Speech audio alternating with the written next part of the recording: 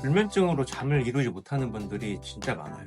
저 역시 잠을 못 자던 시절이 있었고, 그러다 보니 잠을 잘 자는 것, 숙면을 정말 중요하게 생각해서 이런저런 시도들도 많이 해보고 공부도 많이 해봤는데요. 지금은 잠이 안 와서 뒤척이는 경우는 거의 없고, 알람 소리 없이도 매일 일어나는 시간에 개운한 컨디션으로 눈이 떠지는 경우가 많습니다.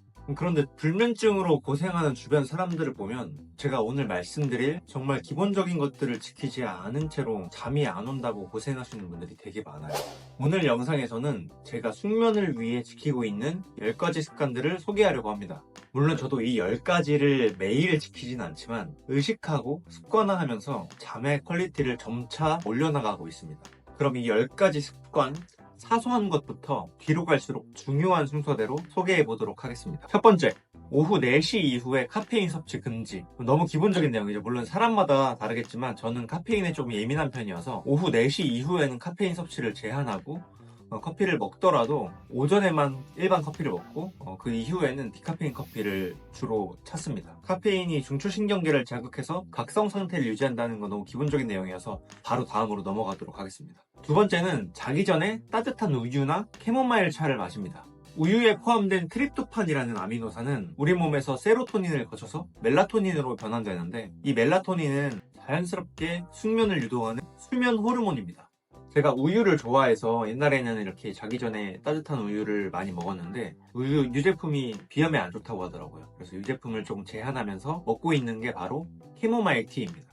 캐모마일에 포함된 아피제닌이라는 성분은 신경을 안정시키고 진정 효과를 낸다고 합니다. 스트레스가 많은 사람이거나 불안한 사람들한테 효과적이라고 해요. 그 외에도 다른 카페인이 없는 허브티나 아로마 오일도 신경을 안정시키고 진정 효과를 준다고 해요. 저 같은 경우에는 이를 병행하면서 사용하고 있는데, 아로마 오일 같은 경우에는 오일 버너라고 하는 게 있어요. 잠시만요. 이 제품인데 아래 칸에 캔들을 두고 위에다가 이제 물을 받고 아로마 오일을 떨어뜨리고 열을 가열하면은 이제 자연스럽게 공기 중에 아로마 오일이 퍼집니다. 그러면서 진정 효과 혹은 이제 신경이 안정되는 효과를 낸다고 합니다. 세 번째는 자기 1시간 전 온수 샤워 그리고 스트레칭. 우리 몸의 온도는 겉에 있는 피부 온도와 그리고 몸속 안에 있는 심부 체온으로 나눌 수가 있습니다. 일반적으로 심부 체온이 0.5도에서 1도 정도 낮아지면 수면 호르몬인 멜라토닌이 분비되고 숙면에 도움이 많이 된다고 합니다. 이런 환경을 조성하기 위해서 자기 1시간 전에 조금 따뜻한 물, 뜨거운 물 말고 따뜻한 물로 온수 샤워를 해주면 우리 몸의 체온 조절 메커니즘이 잠이 들 때 심부 체온을 낮춰서 숙면을 취할 수 있게 도와준다고 합니다. 다음으로 스트레칭은 우리 몸을 이완시켜서 혈액순환을 원활하게 해주고, 이로 인해서 피로물질을 빠르게 없애주고 부교감 신경을 활성시켜서 심박수와 호흡을 안정하게 만들어주고 자기 좋은 상태로 만들어준다고 합니다. 확실히 피곤한 상태로 잠들면 아침에도 피곤하고, 개운하게 잠들면 아침에도 개운하더라고요. 그래서 자기 전에 스트레칭은 항상 해주고 있습니다. 네 번째는 수면 공간 환기 잘 시키기. 예전에 한 예능에서 어떤 연예인이 불면증으로 되게 고생한다고 얘기가 나왔는데, 그거를 본 한 패널분이 환기를 왜 안 시키냐고 얘기해서 환기를 시켰더니 바로 다음날 불면증이 없어졌던 에피소드가 기억이 납니다. 이렇게 신선한 공기는 우리 수면의 질을 향상시킵니다. 우리 뇌가 산소를 필요로 하니까 당연하겠죠. 저는 매일 밤 자기 전에 창문을 열고 잠깐이라도 환기를 시킵니다. 조금 더 과학적으로 얘기를 하면 산소가 충분해지면 우리 뇌의 시상하부가 더 안정적으로 작동을 하는데, 시상하부에 있는 시교차 상액, 이 양쪽 눈의 신경이 교차하는 지점 조금 위에 있는 신경핵인데, 이 부분이 체온과 생체 리듬과 수면을 컨트롤한다고 합니다. 이 부분의 기능이 산소로 인해서 조금 더 좋아지는 거죠. 다섯 번째는 취침 4시간 전에 식사를 마치고 더 이상 음식을 먹지 않습니다. 소화하는데 보통 4시간 정도가 걸린다고 하는데, 이 소화작용, 우리 몸에서 이제 장기들이 소화하는 이 행동은 우리 몸의 전투 모드라고 할 수 있는 교감신경계를 활성화시켜서 수면을 방해합니다. 또한 이제 음식을 먹으면 혈당이 올라가고, 올라간 혈당을 낮추기 위해 인슐린이라는 호르몬이 분비가 되는데, 인슐린 분비가 일어나면 수면 호르몬인 멜라토닌의 분비가 이제 억제됩니다. 약간 반비례 관계에 있다고 하는데, 그렇기 때문에 수면에도 좋지 않은 거죠. 나는 자고 있는데 우리 소화기관이 일하고 있으면 당연히 수면의 질이 떨어지겠죠. 다음으로 6번째, 정말 중요하게 생각하는 습관인데요. 오후 11시에부터 흰색 빛을 차단하는 겁니다. 자세한 설명이 앞서서 서카디안 리듬에 대해서 설명을 드릴 텐데, 서카디안 리듬이란 이제 24시간 동안 우리 몸의 생체 주기입니다. 수면이랑 각성, 호르몬 분비나 체온 조절 등 우리 몸의 24시간 동안 돌아가는 생체 시계라고 보시면 됩니다. 이 서카디안 리듬은 빛에 의해서 강하게 조절이 되는데, 특히 흰색빛, 블루라이트가 포함된 흰색빛에 큰 영향을 받습니다. 지금 우리가 밤에 밝게 생활할 수 있는 이유가 이제 인공빛 때문인데, 이런 인공 조명이 대중적으로 사용되기 시작한 건 100년이 채 되지도 않았습니다. 즉 이미 수천 년 동안 우리 몸은 낮에 밝은 빛을 보고 밤에는 당연히 어둡게 생활하는 게 유지가 되어 왔습니다. 그래서 이 과정에서 수천 년 동안 우리는 이 서카디안 리듬에, 즉 햇빛에 맞춰서 진화해 왔습니다, 우리 몸이. 그래서 아침에 일어나면 햇빛을 보고 햇빛에 있는 블루라이트가 우리 눈 뒤에 있는 식유차상액을 활성화시키고 이제 우리 몸이 낮이라고 인식을 하고 멜라토닌 분비를 억제시키는 거죠. 그러면서 낮에 적극적으로 활동을 할 수 있게 각성 상태가 유지가 됩니다. 그리고 저녁이 돼서 햇빛이 줄어들면 자연스럽게 멜라토닌이 분비가 돼서 잘 수 있는 몸이 되는 거죠. 그렇게 자연스럽게 우리 몸의 서카디안 리듬이 형성이 된 겁니다. 그래서 세계적인 뇌과학자인 앤드류 후버만도 아침에 일어나자마자 햇빛을 직접 쬐라 라고 얘기를 많이 하죠. 그런데 반대로 늦은 밤에 햇빛에 많이 들어있는 블루라이트, 인공광을 보는 건 서카디안 리듬을 망가뜨립니다. 몇천 년 동안의 경험을 바탕으로 설계된 우리 몸의 서카디안 리듬을 거스르는 것 자체가 과연 좋을까요? 좋지 않을 겁니다, 당연히. 저는 옛날에는 파란 색깔 빛만을 블루라이트인 줄 알았는데 햇빛에 자연스럽게 포함된 가시광선이 블루라이트라고 하더라고요. 그래서 저는 9시에서 10시 정도 사이에는 블루라이트 차단 안경을 씁니다. 자, 이 제품입니다. 그래서 이 안경을 쓰고 생활을 하는데 확실하게 밝은 빛을 볼 때 눈이 편안해지는 게 바로 느껴집니다. 자, 그 다음으로 7, 8, 9번째 습관은 다들 정말 지키기 힘들어하고 지킬 생각도 없는 분들이 진짜 많아요. 근데 저는 개인적으로 정말 너무너무 중요하다고 생각합니다. 한 번에 말씀드리면 7번째, 자기 전 스마트폰 사용하지 않기. 8번째, 침대 머리맡에 스마트폰 충전하지 않기. 9번째, 취침 시간 외에 눕지 않기. 아마 듣고 어이가 없으신 분들이 많을 겁니다. 그걸 어떻게 하냐. 우선 저는 침대에 핸드폰 충전기가 없습니다. 그래서 자기 전에 책상에 있는 핸드폰 충전기에 핸드폰을 충전시켜 두고 침실로 향해서 잠에 듭니다. 그리고 해가 지고 나면 쉴 때 절대 누워서 쉬지 않습니다. 해가 지고 나면 눕는 자세는 잘 때만, 그리고 침대가 있는 공간에는 핸드폰을 들고 들어가지 않습니다. 따라서 해가 지고 나서 내 몸이 눕는 순간은 곧 그냥 자는 시간인 겁니다. 지금 말씀드린 7, 8, 9번째를 한 번에 어기는 게 뭐죠? 바로 자기 전에 누워서 스마트폰 보는 겁니다. 제가 진짜 싫어합니다. 이게 이제 남들이 그렇게 하는 걸 싫어한다는 게 아니라 제가 그런 행동을 하는 걸 이제 머릿속에 각인이 돼가지고 이제 참는 게 아니라 그냥 안 하게 됩니다. 자연스럽게. 하면 안 되는 거라고 인식을 해서. 자, 이거에 대해서 조금 자세하게 설명드리겠습니다. 먼저 스마트폰에 대해서 말씀을 드리면 빛, 바로 전에 말씀드렸던 서카디안 리듬이랑 굉장히 연관되어 있습니다. 그렇기 때문에 빛에 대한 내용은 바로 넘어가도록 하고, 그 다음 컨텐츠. 우리가 스마트폰으로 자기 전에 보는 게 뭐죠?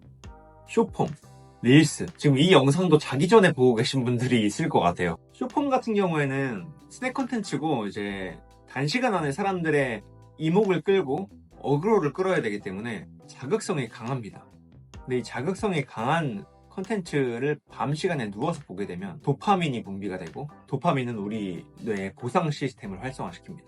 그래서 집중을 하게 되고 각성 상태가 유지가 됩니다. 우리 도파민에 중독되면 아주 흥분되잖아요. 실제로 우리가 쇼폼을 보면서 막 흥분되거나 그런 느낌은 느끼지 못하지만 자극적이기 때문에 우리 뇌는 그 상태를 유지한다는 겁니다. 그렇게 우리 몸의 전투 모드인 교감신경계가 활성화되면 심박수랑 혈압이 높아지고 수면 호르몬인 멜라토닌 분비가 억제가 됩니다. 다음으로 전자파에 대해서 말씀드릴 텐데, 전자파는 뇌파와 자율신경계에 영향을 미칩니다. 우리가 집중하고 각성 상태일 때 나오는 베타파가 뇌가 깨어있는 상태를 유지합니다. 그리고 교감신경계도 활성화시킵니다. 앞의 내용이랑 연관되죠. 자, 그리고 그 다음으로 정말 중요하게 생각하는 자는 공간, 그리고 자세에 대한 내용인데, 저는 앞서 말씀드린 조건들을 세팅해 놓음으로써 침실을 그냥 자는 공간, 그리고 눕는 자세를 자는 자세라고 인식하게 내 몸과 뇌를 세팅해 놓는 겁니다. 다들 이런 경험이 있으실 거예요. 주말에 출근 안 하는데 평일에 출근할 때 일어나는 시간에 눈이 떠져서 찝찝했던 경험들이 다들 있으실 겁니다. 우리 몸이 진짜 신기하고 똑똑합니다. 반면에 자기 전에 누워서 핸드폰을 보게 되면 우리가 몸이 누워있을 때, 그리고 자는 공간에 대해서 몸 자체가 자는 공간이구나, 아니면은 누웠으니까 이제 자려고 하는구나 라고 인식하지 않습니다. 사실 뇌과학적으로는 정확히는 모르겠고 조건 형성 이론에 기반해서 생각한 저의 뇌피셜입니다. 이렇게 했을 때 저는 자기 전에 핸드폰을 두고 침실로 가고, 침대에 누웠을 때 이제 내 몸, 내 뇌는 아이가 자려고 하는구나 라고 바로 인식할 수 있게 조건화 시켜 놓는 거죠. 이 7, 8, 9번째가 정말 힘들다는 거는 저도 잘 알고 있습니다. 저도 이걸 습관으로 만들어 놓는데 상당히 오랜 시간이 걸렸고, 할 때도 꾸역꾸역 참으면서 했어요. 그리고 제 주변 사람들한테도 이 얘기를 하면은 어떻게 그게 되냐, 자기는 할 생각이 없다, 그렇게까지 하면서 할 생각이 없다, 이렇게 말씀을 많이 해주십니다. 저도 처음에는 힘들었는데 지금 이렇게 습관이 되어 있고, 이제 참지 않더라도 그냥 내 몸이 본능적으로 금기사항이라고 이제 각인이 되어 있으니까 너무 좋아요. 자는 시간과 깨어있는 시간이 명확하게 구분이 되고, 이제 공간 분리가 되게 중요한데 저 같은 경우에는 그거랑 같은 개념이라고 봅니다. 자, 10번째, 누워서 자려고 누워있을 때 누워서 각 신체 부위를 의식적으로 힘을 빼는 겁니다. 보통 불면증으로 진짜 고생하시는 분들은 이런저런 방법을 다 써봐도 효과가 없는 분들이 많은데, 그런 분들 같은 경우에 현실적인 생각, 자야지 해야 되는 현실적인 생각, 잠을 못 자면 어쩌지? 이러한 생각들 때문에 오히려 잠을 못 자는 경우가 많다고 하는데, 그런 분들에게 효과적일 겁니다. 처음에는 한 5년 전쯤에 한 영상에서 전쟁터에 있는 군인들에게 2분 만에 깊게 잠들기 위한 수면 방법이라는 영상으로 이 방법을 처음 접했는데, 해파리 수면법이라고도 많이 알려져 있습니다. 방법은 누워서 각 신체 부위를 차례차례 인식을 합니다. 눈, 얼굴, 목, 어깨, 가슴, 배, 다리, 이런 식으로 몸의 위쪽에서 아래쪽 혹은 아래쪽에서 위쪽으로 순서대로 하나하나 인식하면서 각 신체 부위에 힘을 축 빼주는 겁니다. 이게 진짜 신기한 게, 나는 힘 빼고 편안하게 누워있다고 생각을 했는데 이렇게 하나하나 짚어보면서 힘을 빼면 거기 힘이 들어가 있었네? 이게 느껴집니다. 나도 모르게 긴장을 하고 있는 거죠. 그렇게 각 신체 부위에 의식적으로 힘을 빼고 호흡에 집중하면 어느 순간 몸에 힘이 쫙 풀리면서 침대 매트리스 속으로 파묻히는 그런 느낌이 들 때가 있습니다. 정말 이완이 잘 되면. 그러면서 정말 개운하게 잠에 들 수가 있었습니다. 이게 과학적으로는 근육을 이완시켜주고 부교감 신경계를 활성화시키고 호흡이 또 미주신경에 직접적인 영향을 주고, 멜라토닌, 수면 호르몬인 멜라토닌이 분비가 되고 뇌파가 전환돼서 숙면을 취하는 데 탁월한 환경을 만들어줍니다. 그리고 아까 이야기했던 고통 많이 받으시는 현실적인 생각들, 이런 생각들이 호흡과 신체 부위에 집중을 함으로써 현실적인 생각들을 안 하게 만드는 거죠. 이게 바로 명상의 속성 중에 하나죠. 그렇게 예전에는 이러한 수면법을 그냥 군인들을 위한 수면법이라고 알고 있었는데, 최근에 요가랑 명상에 관심을 가지게 되면서 요가의 사바아사나, 송장 자세와 그리고 명상의 한 기법인 바디스킨 명상이랑도 그 방법이 똑같다는 것을 알았습니다. 그러니까 이제 군대에서 썼던 해파리 수면법, 요가에서의 사바아사나, 명상에서의 바디스킨 명상, 이게 다 같은 겁니다. 이렇게 저는 10가지 습관을 생활화하고 체화하면서 지금은 잠을 못 잔다는 걱정은 아예 사라진 상태입니다. 저는 그냥 이렇게 하니까 좋으니까 그냥 해봐, 이런 식으로 말하면 이제 와닿지도 않고 동기부여도 안 되더라고요. 그래서 이런 과학적인 기전과 논리가 성립이 되고 내 머릿속에서 이해가 돼야 자발적인 행동 의지가 생기고 좀 능동적으로 더 재밌게 건강한 생활을 유지할 수 있다고 생각을 해요. 전 그렇습니다. 그래서 맨날 찾아보고 이해하려고 합니다. 왜 그게 좋은 건지. 아마 이제 불면증을 겪고 계신 많은 분들이 상황이 다 다르고 환경도 다 다르고 그렇기 때문에 이 내용들로 불면증을 완벽하게 해결할 수 있을 거라고 생각하지는 않습니다. 하지만 행여나 놓치고 있던 부분들이 있거나 조금이나마 도움이 돼서 편안한 밤을 보내셨으면 좋겠습니다. 이게 잠은 자야지 행동하는 것이 아니라 서서히 잠드는 것, 서서히 잠드는 것이기 때문에 지금 이런 행동 습관들을 꾸준히 유지하시고 편하게 쉰다는 생각으로 침대에 몸을 뉘셨으면 좋겠습니다. 앞으로 이런 웰니스, 건강 관련된 정보, 그리고 러닝과 관련된 정보들을 많이 공유 드릴 테니까 오늘 영상 도움 되셨다면 채널 구독, 영상 좋아요도 부탁드리겠습니다.